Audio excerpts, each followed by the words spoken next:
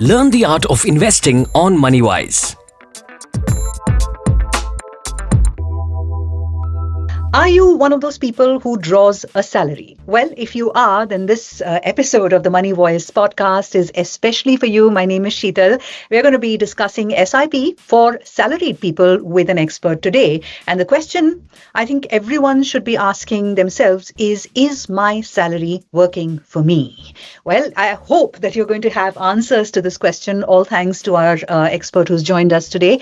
He's a mutual fund distributor with vast experience in financial advice. He also works with a lot of people to guide them along their financial independence journeys. He is an enviable AUM as well. We're talking about Sukanto Bhattacharjee, who's joining us on the MoneyWise podcast today. Thank you so much, Sukanto. How are you? And welcome to the show. Yes, Sheetal, I'm fine. I'm happy to be here in this session. Good to have you here. तो सुकांतो जी ये बताइए कि वो कौन से financial goals हैं जिनको नजर में रखते हुए हमें सैलरीड इंडिविजुअल्स को स्पेशली अपना फाइनेंशियल जर्नी प्लान करना चाहिए. What are those common financial goals for salaried people and how do we invest, not just saving तो सब करते हैं आजकल लेकिन investment, this is a area we need some help on. तो बताइए. Actually मैम, today's market में savings छोड़ के इन्वेस्टमेंट में आना चाहिए सैलरीड क्लास को, सभी को, क्योंकि सबसे बड़ा चीज क्या है कि आज का डेट का जो इन्फ्लेशन है, ये इन्फ्लेशन सेविंग्स को थोड़ा सा पीछे कर देता है.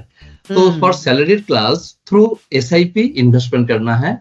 और उनके लिए जो आप बता रहे हैं कि क्या क्या माइंडसेट में क्या होना चाहिए, तो उसके लिए पहले जो है, कोई अगर घर खरीदना चाह रहे हैं और बच्चे को जो एजुकेशन के लिए, आज का डेट में काफी महंगाई हो गया एजुकेशन, तो उनके लिए, फिर बच्चे के जो प्लानिंग फॉर वेडिंग प्लानिंग, जो शादी ब्याह के लिए जो प्लानिंग करना पड़ता है, तो उनके लिए आज का डेट में इक्विटी या आपका mutual fund, through mutual fund आने के लिए बहुत सारे तो इंस्ट्रूमेंट है, लेकिन through SIP is the best investment tool. जहाँ पे सैलरीड क्लास जैसे है कि उनका जो सैलरी एवरी मंथ आता है एक डेट पे, फर्स्ट या एंड ऑफ द मंथ, तो उसमें क्या है कि एक फिक्स डेट में ऑटोमेटिक उनका बैंक अकाउंट से ऑटो डेबिट होके एक इन्वेस्टमेंट बनता है और over a period of time बहुत अच्छा कॉर्पस बन जाता है. That's why this is the best for salaried class.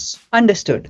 अब ये बताइए Sukanto ji, how does one decide how much of their salary should go into investments? कितना पैसा मुझे अपनी सैलरी में से इन्वेस्टमेंट्स में डालना चाहिए? Actually, Sheetal, I'm in the industry since 2002, roughly 23-4 years. So I used to tell everybody, my client, to save 30 to 35% of your salary should go in investment plan. That may be in debt, equity, balance, different category. आपका जैसे कि monthly income इस तरह रखना चाहिए, because उनका जो financial goal है फुलफिल नहीं होता है.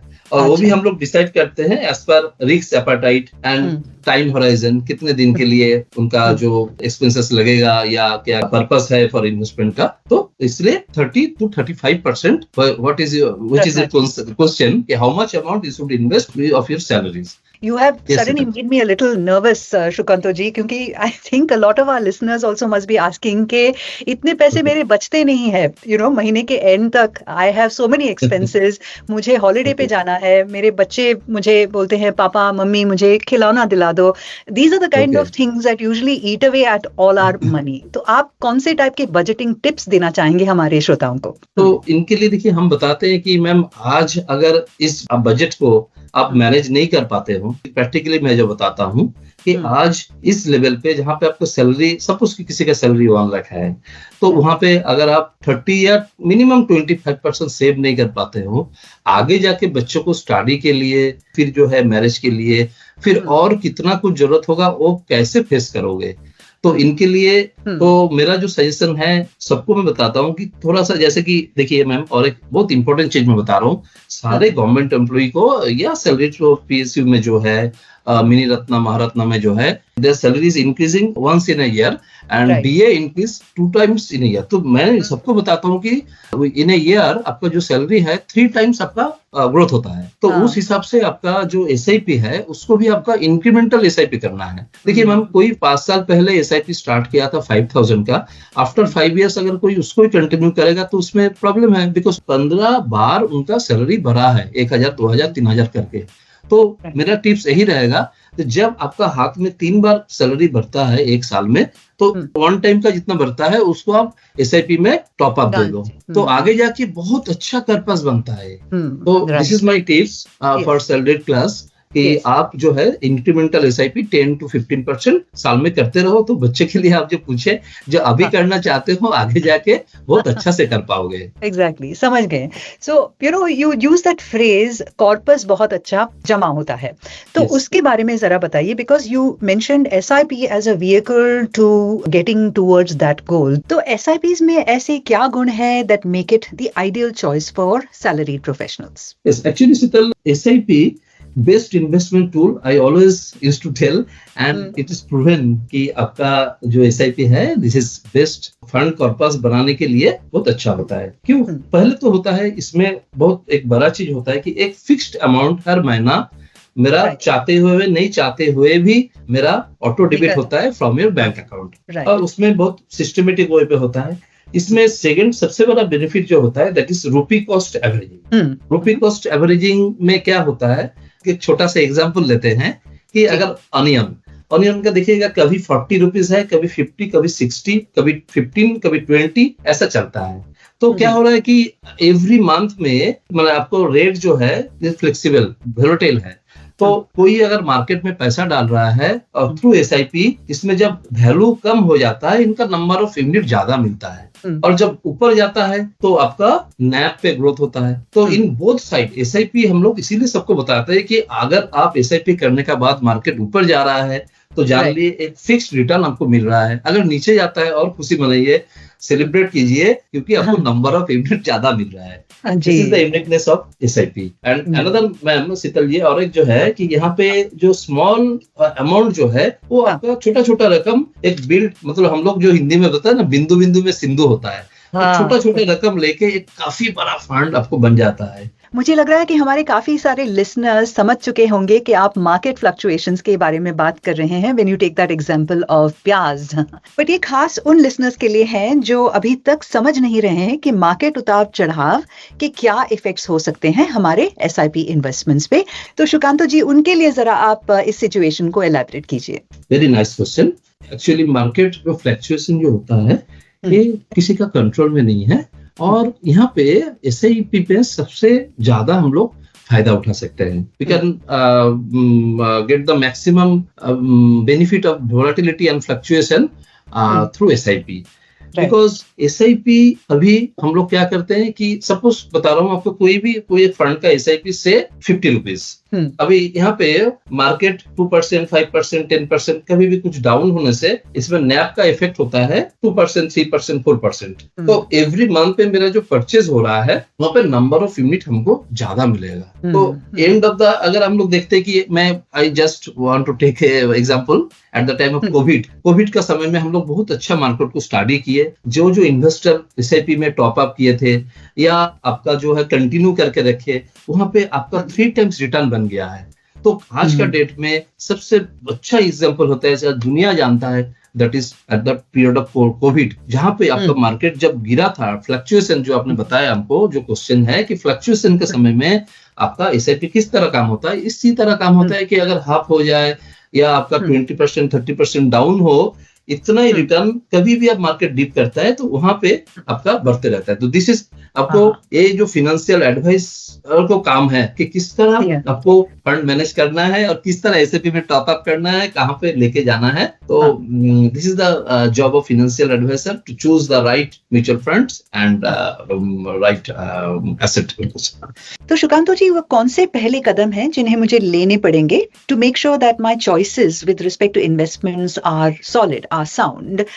ये तो एक क्वेश्चन है। दूसरा वाला क्वेश्चन उसी के साथ अगर आप बता सकते हैं कि for whom are SIPs, what are the other investment options available based on my age profile वगैरह? Actually, ma'am, there are different kind of mutual fund like equity, debt, balance, gold, silver, ETF, different type of mutual fund. तो मेरा जो advice रहता है कि as per risk appetite and time horizon, उनका हिसाब से हम लोग उनका एडवाइजर के साथ बात करना है। किसी भी क्लाइंट को जो है they need proper financial adviser. Today's market में जो हम लोग बताते हैं MFD, म्यूचुअल फंड डिस्ट्रीब्यूटर, उनके साथ बैठना है, प्रॉपरली प्लानिंग करना है।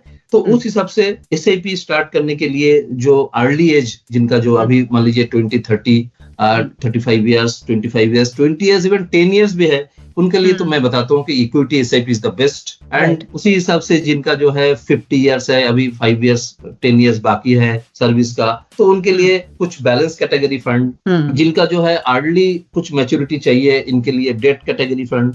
तो बैलेंस, डेट, इक्विटी एंड जो क्लाइंट इनका जो पता रहता है कि चलिए अभी जो गोल्ड सिल्वर भी एक एसेट एलोकेशन क्लाइंट आपको बकेट है जो हम लोग को म्यूचुअल फंड इंडस्ट्री लेके आया है, तो उसमें भी हम लोग सजेस्ट करते हैं। So this is my suggestion कि सब जो एवरी एसेट एलोकेशन का हिसाब से काम करना, equity, debt, balance and silver gold. Shrikant ji, बहुत अच्छा लगा सुन के कि इवन रिटायर्ड प्रोफेशनल्स के लिए there are options to consider with respect to investments, because बहुत सारे लोग ये सोचते हैं कि इनकम ही नहीं है तो मैं इन्वेस्टमेंट कैसे करूं। So I think you have clarified that doubt for us.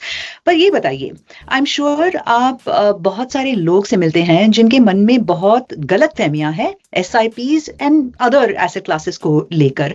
In common misconceptions के बारे में कुछ बताइए। Actually ma'am, we are facing this problem daily in the market because customer bucket and everybody, जब टीवी में कुछ आता है कि आज मार्केट में इतना पैसा चला गया है, इतना लाख करोड़, तो क्या होता है कि एक जो customer getting confused, they asked me कि क्या करना चाहिए, क्या होना चाहिए। बहुत अच्छा सवाल आप पूछे। तो being a financial advisor, mutual fund distributor, ये मेरा सोशल रिस्पॉन्सिबिलिटी बनता है कि क्लाइंट को सही गाइडलाइन देना और कॉमन पब्लिक को एक कुछ मैसेज देना। पहले मैम देखिए, जो इन्वेस्टमेंट होता है, इन्वेस्टमेंट के लिए हम लोग एक टाइम होराइजन सेट करते हैं। तो मेरा तो इतना एकदम पक्का जो दिखा हुआ है प्रैक्टिकल काम करते हुए एक्सपीरियंस जो मेरा है, कि कभी कोई अगर गोल सेट इन्वेस्टमेंट किए 10 years, 12 years, 15 years, even 7-8 years also, तो वहां पे अगर उतना समय के लिए अगर इन्वेस्टमेंट करके रखता है तो वहां पे कोई कुछ प्रॉब्लम नहीं है। अगर यहाँ पे और 2-3 चीज है, लेकिन आप जो पूछे कि कैसे वो पता चलेगा कि मार्केट अभी इस लेवल का नहीं है, अभी मार्केट गिरेगा, ऊपर जाएगा, कंफ्यूज हो रहा है, तो वहां पे देखिए एक तो बड़ा चीज होता है कि अगर मैं डॉक्टर का एग्जाम्पल लेता हूँ, वहां पे देखिएगा डॉक्टर कभी अपना रिलेटिव का कभी ट्रीटमेंट माने या ऑपरेशन नहीं कर पाता है, वहां पे एक बायसनेस आता है। तो वहां पे क्या है, इन्वेस्टर के लिए भी इन्वेस्टर खुद अपना फंड मैनेज नहीं कर सकता है। They need a proper financial advisor, proper guide चाहिए। तो और एक मैं बता रहा हूँ कि डेली बहुत सिंपल चीज, लेकिन जो है इन्वेस्टर के लिए वैल्यू एड करेगा। I used to tell this example कि वहां पे देखिए कोई अगर टीक वुड, जो हम लोग सेगुन वुड बताते हैं, तो उसका अगर कोई हम लोग चारा लगाते हैं उसका, तो कभी हम लोग डेली उसको देखते नहीं, 1 साल भी नहीं देखते हैं, तो 2 साल भी नहीं देखते हैं, लेकिन वो आफ्टर 6-7 इयर्स या 10 इयर्स, 15 इयर्स, वो उतना टाइम्स ग्रोथ होता है जो मैंने पहले नहीं हुआ था। तो this is a very common example. I used to tell very investor, and investors are happy with this. Yes, absolutely. And thank you for spelling out those barriers, जिन्हें कहते हैं barriers, in front of people that prevent them from looking at SIPs and generally investments as a category. Last, एक और सवाल है आपके लिए शुकांतो जी. ये जो आपने कहा, right, you can plant a tree and then fill it, shut it, forget it वाला मॉडल हो सकता है. मतलब you don't have to keep on going to check कि ये बढ़ रहा है, कि हर दिन 1 इंच के 1 सेंटीमीटर या 1 मिलीमीटर तो बड़ा होगा. और ये करना चाहिए कि नहीं करना चाहिए, क्योंकि कुछ लोग ऐसे मानते हैं कि रेगुलरली मुझे ध्यान देना पड़ेगा, इसके पास मेरे लिए टाइम नहीं है, तो मुझे करना ही नहीं है. तो how important is it to regularly review, how often must one review and adjust one investment plan? Definitely ma'am, आप जो अभी पूछे वेरी इंपॉर्टेंट, कि रिव्यू तो जरूरी है ही है. प्लांट के लिए जो बताया कि एकदम सही बताया कि अपना इन्वेस्टमेंट कितना बढ़ रहा है, मेरा प्लांटेशन जो किया है कितना इंच हो रहा है, कितना फुट हो रहा है, ये. But this is requirement at least once in a year and twice in a year. It is very necessity. But ये इनका जो काम है, ये एडवाइजर का ही काम है कि आज का डेट में कोई अगर सपोज किसी का 30 इयर्स में हम लोग प्लानिंग बना रहे हैं, अनदर 15-20 इयर्स का, लेकिन आफ्टर 5 इयर्स किस सिचुएशन में हम लोग इन्वेस्टमेंट किए थे और उनका क्या स्टेटस है, उस हिसाब से उनको अगर कुछ इक्विटी से बैलेंस कैटेगरी में जाना चाहिए, या ग्लोबल सिनेरियो देख के उसमें अगर दूसरा एसेट क्लास में जाना चाहिए, ये रेगुलर बेसिस पे एसेट एलोकेशन करना चाहिए. एक तो पोर्टफोलियो बहुत अच्छा से बनना चाहिए, और इसको बात बोलते हैं हम लोग portfolio review and portfolio balancing and rebalancing. ये बहुत जरूरी है. इसके लिए आज का डेट में MFD बहुत जरूरी है. Thank you so much Sukanto ji. आज I think all of our salaried listeners, उनके दिमाग में जो क्वेश्चंस थे आपने बहुत ही सुंदर तरीके से उन्हें सॉल्व कर दिए हैं. And I hope they feel empowered to make the right financial decisions. बहुत अच्छा लगा आप आए मनी वाइज पॉडकास्ट पर. Wishing you the very best Sukanto ji. Thank you, Siddharth. I'm also happy with you in the session. Thank you. You're listening to MoneyWise, brought to you by Bandhan Mutual Fund. Check out the rest of our series for more insights on investment and personal finance. Mutual fund investments are subject to market risks. Read all scheme-related documents carefully.